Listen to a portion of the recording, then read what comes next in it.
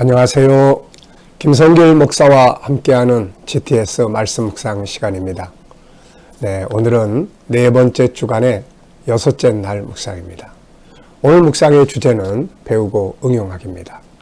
우리가 무엇을 하든지 또 어떤 것을 하든지 또 그것을 그 중에서 뭔가를 배우는 게 중요하고 그 다음에 이제 배운 것을 응용하고 활용하는 것이 중요합니다.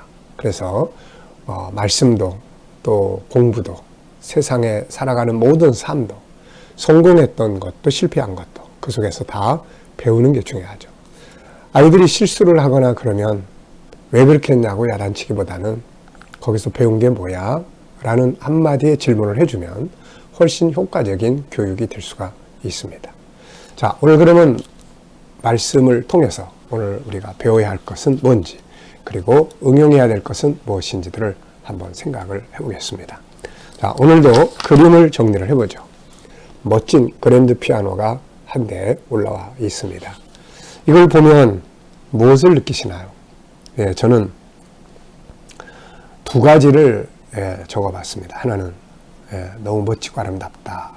또 하나는 한번 내가 연주해보고 싶다. 참 쳐보고 싶다 하는 생각이 듭니다.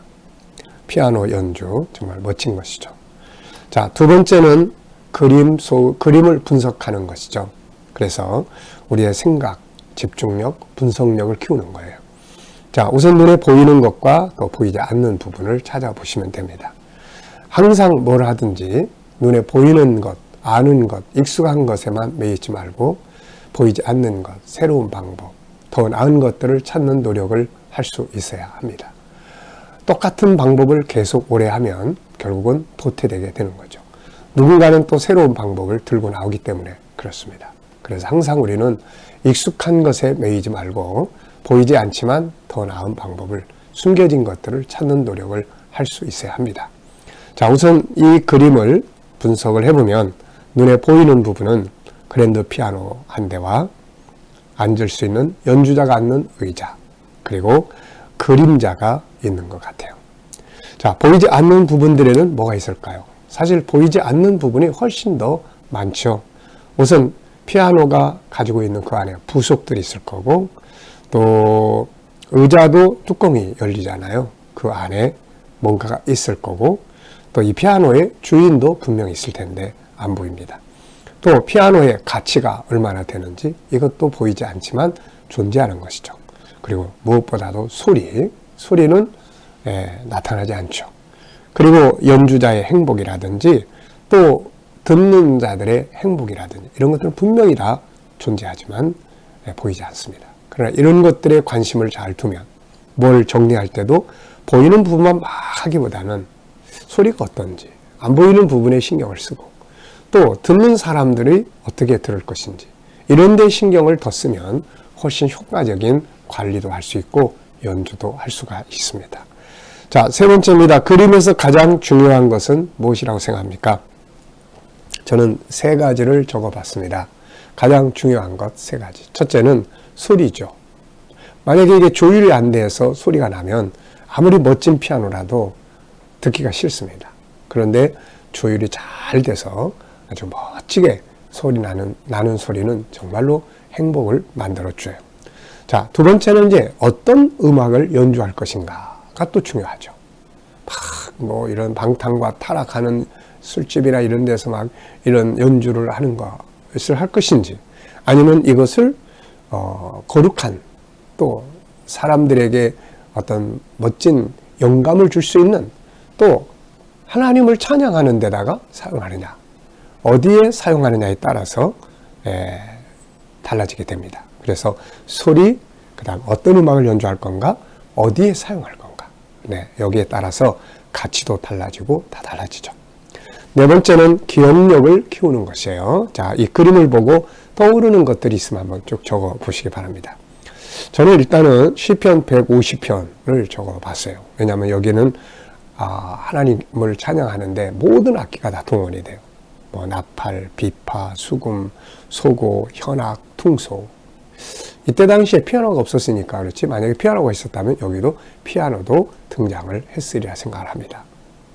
자, 또 이렇게 하나는 옛날에 이제 피아노와 얽힌 저의 그런 사연이 하나 있었어요. 피아노 때문에 시험 들었던 사연인데요. 제가 옛날에 어렸을 때, 청소년 때, 청년 때, 우리 교회 개척하러 나오기 전까지 제가 성장했던 모교회가 있죠. 어렸을 때부터 교회 생활을 항상, 교회 생활이 뭐 집생활이었으니까요. 그러다 보면은 교회 가면 뭐가 있냐면은 풍금이 있어요, 풍금. 그래서 그냥 혼자서 풍금을 배우고 치고 이제 그러면서 이제 사용을 했죠. 그리고 나중에 막 뜯어보기도 하고. 그러다가 어느 날 교회에 피아노가 들어왔어요. 그래서 이제 나도 저 피아노를 제대로 한번 배워가지고 멋진 반주자가 돼야 되겠다. 그 전까지는 이제 풍금 가지고 제가 반주를 했거든요.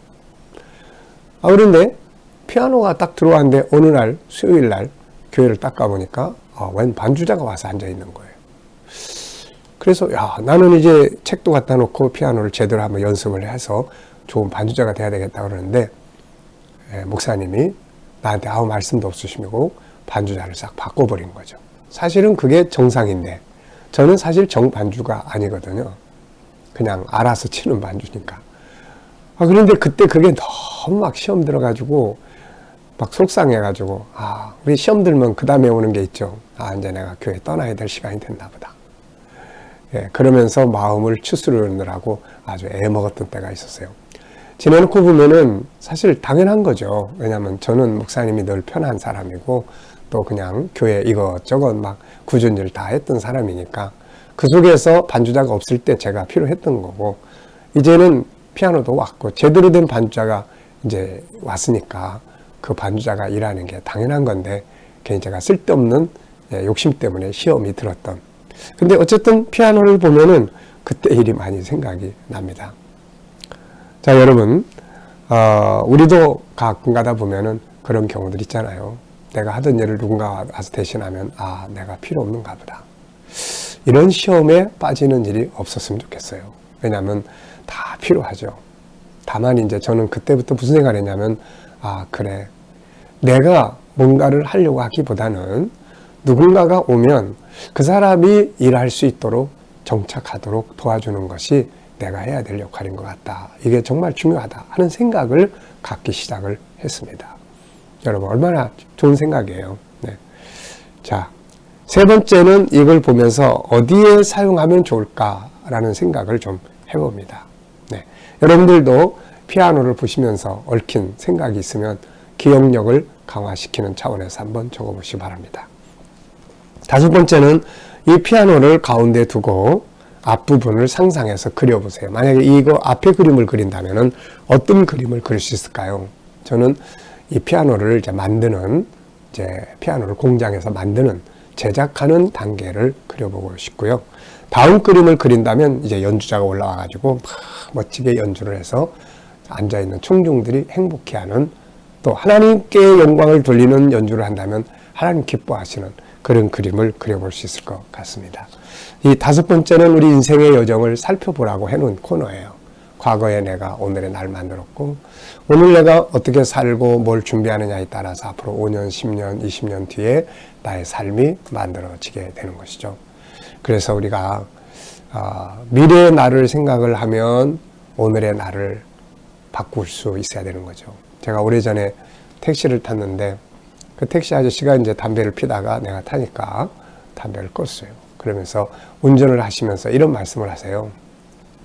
내가 이러다 죽어. 그래서 내가 무슨 일이냐고 물어봤죠. 그랬더니 글쎄 이 담배 때문에 내가 죽을 겁니다. 이거. 그러면 앞으로 죽을 걸 아시면서 담배를 계속 피우세요. 글쎄 그게 잘 안 된다니까요. 그러면서 이야기했던 때가 있었어요. 5년 뒤, 10년 뒤에 내 건강의 상태를 생각을 한다면 오늘 어떻게 건강관리를 해야 될 건지, 5년 뒤에 내 경제적 문제, 내 직업의 문제, 내 삶의 문제. 우리 아이들은 5년 뒤, 10년 뒤에 내가 고등학교, 중학교, 대학교, 청년, 사회에 나왔을 때를 염두에 둔다면 지금 무엇을 어떻게 준비를 해야 될까요? 그래서 과거의 시간들이 오늘의 나를 만들었고 오늘의 시간들이 미래의 나를 만듭니다. 그래서 미래에 어떤 삶을 꿈꾸고 있는지, 그렇다면 오늘을 어떻게 살아야 되는지 이런 걸 한 번쯤 생각을 해보는 것이 좋죠. 자, 오늘도 본문 말씀을 우리 다 같이 함께 읽어보도록 하겠습니다. 이제 거의 다 외우실 수 있죠? 네. 시편 69편 3절로 31절, 골로새 3장 16절로 17절입니다. 자, 한번 다 같이 읽어보시거나 암송해 보시기 바랍니다. 내가 노래로 하나님의 이름을 찬송하며 감사함으로 하나님을 위대하시다 하리니 이것이 소 곧 뿔과 굽이 있는 황소를 드림보다 여호와를 더욱 기쁘게 함이 될 것이라. 그리스도의 말씀이 너희 속에 풍성히 거하여 모든 지혜로 피차 가르치며 권면하고 시와 찬송과 신령한 노래를 부르며 감사하는 마음으로 하나님을 찬양하고 무엇을 하든지 말에나 일에나 다 주 예수의 이름으로 하고 그를 힘입어 하나님 아버지께 감사하라. 아멘. 자, 어제와 오늘 감사한 일을 또 적어 보시기 바랍니다. 어제 하루 어떻게 지내셨는지, 그 속에서 또 감사한 건 뭔지, 오늘 하루를 출발하면서 또 감사한 건 뭔지, 막 속상한 일이 오늘 있다 하더라도 속상한 일 속에 들어있는 감사한 것들을 한번 가만히 생각을 해보시기 바랍니다. 그러면 속상한 일이 평안해지게 될 거예요. 감사는 평안을 만드는 아주 중요한 약입니다. 약. 자, 시편 1번 질문이에요. 시편 69편 30절로 31절에서 꼭 배워야 될 내용은 무엇이라고 생각하시나요? 네, 여기에는 이제 내가 나의 노래로 하나님의 이름을 찬송하며 또 감사함으로 하나님을 위대하시다 할 것이다. 자, 감사와 찬송, 우리가 감사와 찬송이 하나님을 기쁘시게 한다 하는 걸 배울 수가 있죠. 두 번째, 골로새 3장 16절로 17절에서 꼭 배워야 될 내용은 무엇입니까? 저는 5가지를 적었어요. 성도의 행복한 삶의 비결입니다. 우선 말씀 충만, 그리고 서로 가르치고 권면하고 서로 나누는 거예요. 성도의 교제, 그리고 시와 찬미와 신령한 노래, 찬송이 있어야 되고, 그 다음에는 또 뭘 하든지 예수 그리스도의 이름으로, 예수 그리스도 안에서 하는 거죠. 또 마지막은 감사함으로 하는 겁니다. 이 5가지는 성도의 행복의 키예요. 이게 가만 보면.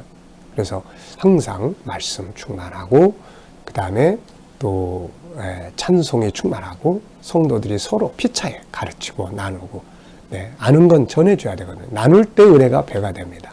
그리고 또 예수 그리스도의 이름, 예수 그리스도 안에서 그분과 함께, 그리고 또 감사함으로. 이게 성도의 행복의 삶이에요. 이게 충만할 수 있게 해보시기 바랍니다. 이 두 곳의 말씀을 보면서 떠오르는 사람들의 이야기는 뭔가요? 찬송과 감사를 떠올리면은 일단 계속 이야기하지만 다니엘이 떠오르고 바울과 실라가 빌립보 감옥에서 있었던 것들이 떠오르죠.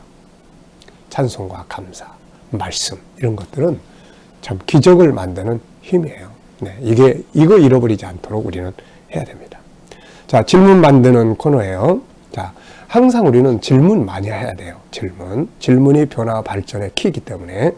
자, 저는 2가지 질문 적었어요. 하나는 하나님을 섬길 때 가장 중요한 것은 무엇일까? 우리가 하나님을 섬길 때 가장 중요한 것. 바로 본문 속에서 나오면 답을 보면 찬송과 감사예요. 찬송과 감사.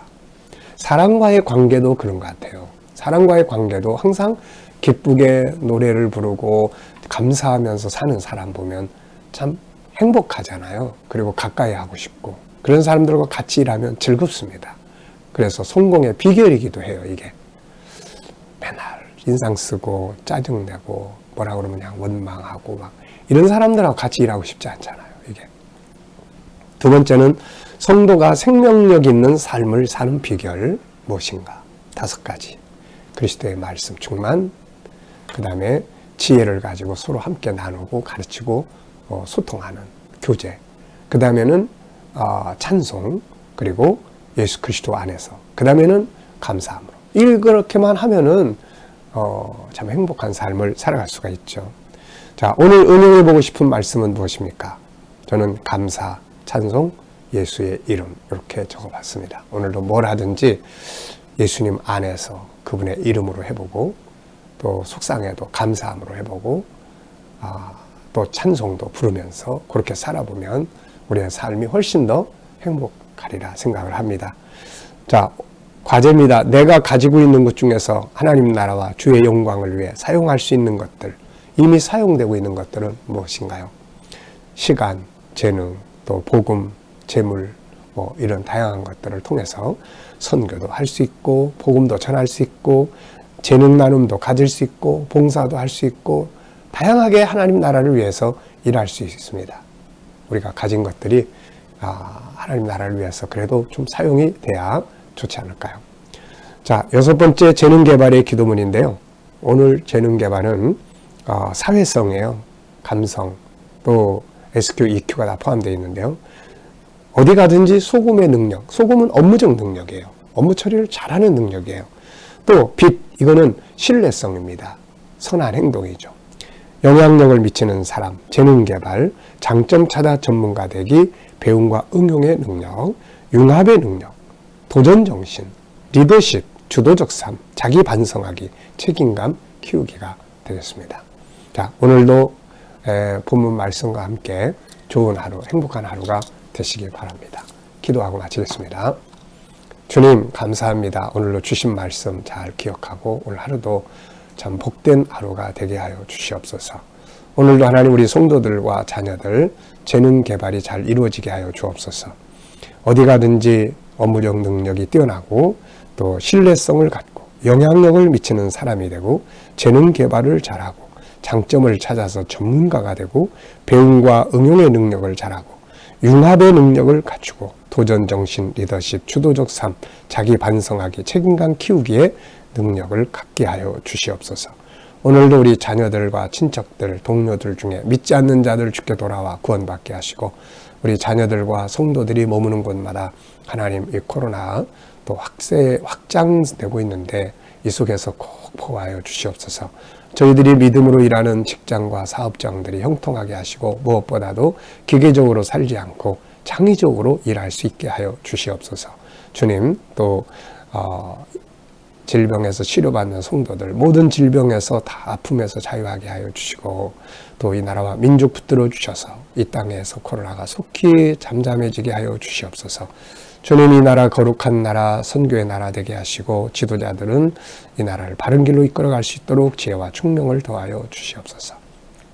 하나님, 온 세계 곳곳에 있는 선교사님들과 저들의 사역 가운데 함께 하시고 택한 백성 다 주께 돌아오게 하시며 주의 나라가 속히 임하게 하여 주옵소서.